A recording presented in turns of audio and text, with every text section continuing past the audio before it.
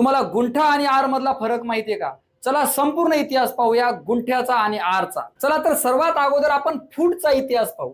बघा, प्राचीन काळापासून फूट म्हणजे पायाचं जे एक पाऊल आहे त्याचा वापर करायचे जमीन मोजण्यासाठी. म्हणजे तुम्हाला कळलं असेल, 1 फूट जे माप असेल त्याला फूट असं म्हणायचे. त्यानंतर काय झालं, 14व्या शतकात इंग्लंडचा राजा जो एडवर्ड दुसरा आहे त्यानं काय केलं, एक नियम काढला, आदेश जारी करा, कारण प्रत्येकाचे पाय हे वेगळे वेगळे होते. तर त्याचं म्हणणं आहे 1 फूट म्हणजे 12 इंच असं तयार केलं आणि 1 यार्ड म्हणजे 3 फूट असं मानण्यात आलं. आता फूट तर तुम्हाला समजलं, मग गुंठा म्हणजे काय? आता शेती, जमीन, जागा कशी मोजायची? तर मग काय केलं, असे 33 फूट आणि असं 33 फूट याचा स्क्वेअर तयार केला आणि 33 बाय 33 फूट म्हणजे 1 गुंठा. आणि मग आता गुंठ्यापेक्षा थोडं मोठं एकक पाहिजे होतं. मग बघा, असे 40 गुंठे तयार केले की त्याला म्हणायचे 1 एकर. तर प्राचीन काळापासून फूट आणि एकर चालू होतं, पण मधात हेक्टर आणि आर काय आपण पाहू. बघा, आर आणि हेक्टरचा इतिहास आपण पहिले समजून घेऊ. ही एकक फ्रान्समध्ये तयार करण्यात आली आणि फ्रेंच राजक्रांतीनंतर संपूर्ण जगामध्ये त्याचा वापर सुरू झाला. त्याला आपण मेट्रिक सिस्टीम असे म्हणतो. बघा, त्यात आर आणि हेक्टर या जमिनीचं मोजमाप करण्यासाठी सर्रास सगळीकडे वापर करण्यात आला. मग आता आर आणि हेक्टर म्हणजे काय?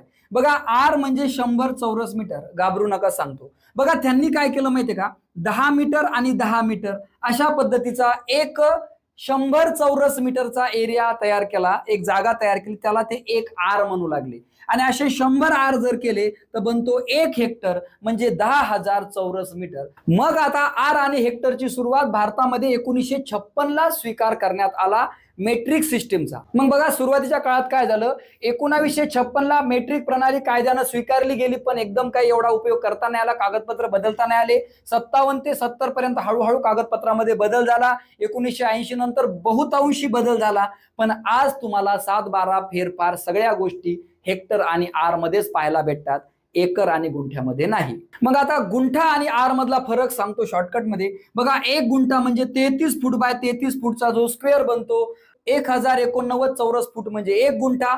पण आर हे वेगळं आहे. इथे 10 मीटर बाय 10 मीटरचा चौरस केला तर 100 चौरस मीटर म्हणजे आर होतो. इथे एक गोष्ट लक्षात घ्या, 40 गुंठे केले तर 1 एकर होतो आणि 100 आर केले तर 1 हेक्टर होतो. आणि आता एक गोष्ट लक्षात घ्या, हे दोन्ही युनिट्स आणि सिस्टीम वेगळे असल्यामुळे तुम्हाला कन्व्हर्जन करणं गरजेचं आहे. एक साधारण कन्व्हर्जन सांगतो, 1 हेक्टर म्हणजे 2.47 एकर. पहा, कन्व्हर्जन करणं गरजेचं आहे. पुढच्या व्हिडिओ मी तुम्हाला कन्व्हर्जन कसं करायचं ते सांगेल. व्हिडिओ कसा वाटला नक्की सांगा. आवडला तर लाईक शेअर करा. भेटू पुढच्या व्हिडिओमध्ये. जय हिंद, जय महाराष्ट्र.